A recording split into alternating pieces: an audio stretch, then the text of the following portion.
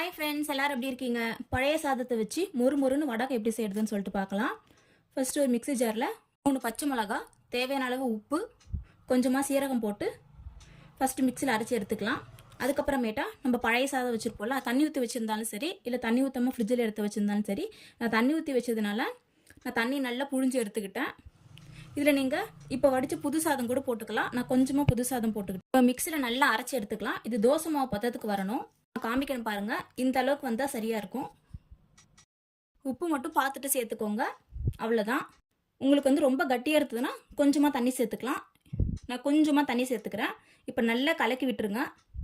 Cotton துணி எடுத்துக்கோங்க, கொஞ்சம் நல்லா ஈரம் பண்ணி புழிஞ்சி போட்டுட்டு நம்ம குழம்பு கரண்டியில் கொஞ்சம் கொஞ்சமாக உங்களுக்கு என்ன ஷேப் வேணுமோ அந்த ஷேப்பில் போட்டுக்கலாம்.